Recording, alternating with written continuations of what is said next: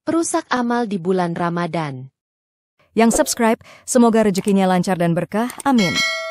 Assalamualaikum warahmatullahi wabarakatuh. Ada 5 hal ini patut dihindari ketika kita menjalankan puasa di bulan Ramadan. Inilah hal-hal perusak amal di bulan Ramadan. 1. Tanpa ilmu. Ibnul Qayyim rahimahullah berkata, orang yang beramal tanpa ilmu bagai orang yang berjalan tanpa ada penuntun. Sudah dimaklumi bahwa orang yang rusak karena berjalan tanpa penuntun tadi akan mendapatkan kesulitan dan sulit bisa selamat. Taruhlah ia bisa selamat, namun itu jarang. Menurut orang yang berakal, ia tetap saja tidak dipuji bahkan dapat celaan. Ibnu Taimiyah rahimahullah juga berkata, siapa yang terpisah dari penuntun jalannya, maka tentu ia bisa tersesat.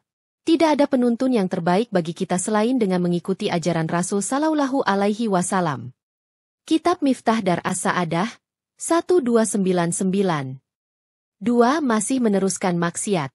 Nabi Shallallahu Alaihi Wasallam bersabda, betapa banyak orang yang berpuasa namun dia tidak mendapatkan dari puasanya tersebut kecuali rasa lapar dan dahaga saja. Hadits riwayat Ahmad.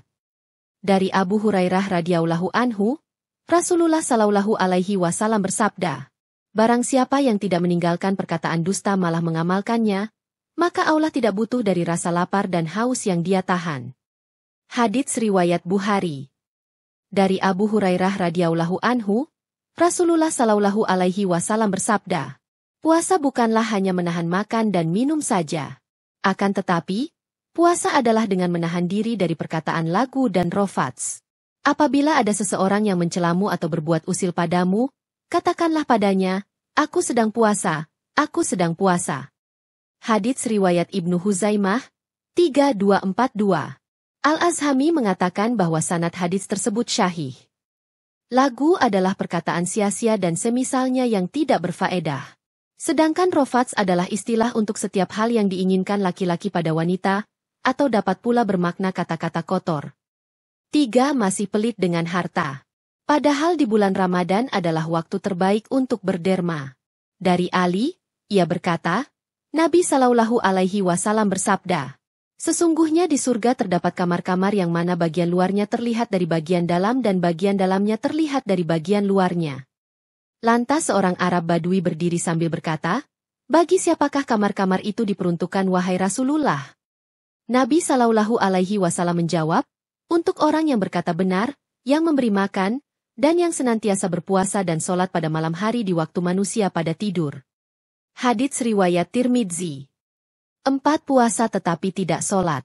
Pakar fikih kerajaan Saudi Arabia pada masa silam, Syekh Muhammad bin Shalih Al-Utsaimin rahimahullah pernah ditanya, apa hukum orang yang berpuasa namun meninggalkan sholat? Beliau rahimahullah menjawab, puasa yang dilakukan oleh orang yang meninggalkan sholat tidaklah diterima karena orang yang meninggalkan sholat berarti kafir dan murtad. Dalil bahwa meninggalkan sholat termasuk bentuk kekafiran adalah firman Allah Subhanahu wa Ta'ala. Jika mereka bertaubat, mendirikan sholat dan menunaikan zakat, maka mereka itu adalah saudara-saudaramu seagama. Dan kami menjelaskan ayat-ayat itu bagi kaum yang mengetahui.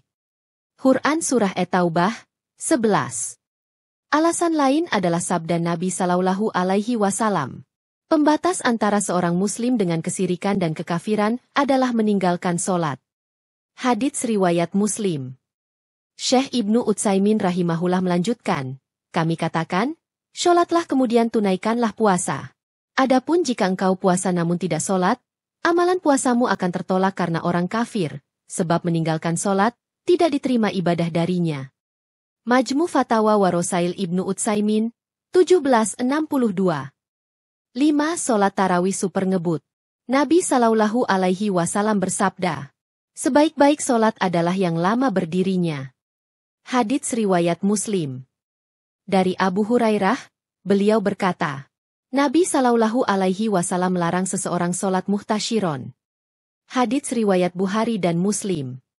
Ibnu Hajar rahimahullah membawakan hadis tersebut dalam kitab beliau Bulughul Maram, bab, dorongan agar khusyuk dalam sholat. Sebagian ulama menafsirkan ihtisyor, muhtasyiron, dalam hadis tersebut adalah sholat yang ringkas, terburu-buru. Tidak ada tumaninah ketika membaca surat, ruku dan sujud.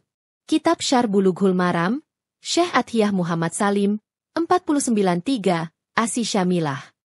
Semoga Allah menerima setiap amalan kita di bulan Ramadan dan dijauhkan dari kesia-siaan dalam beramal. Amin.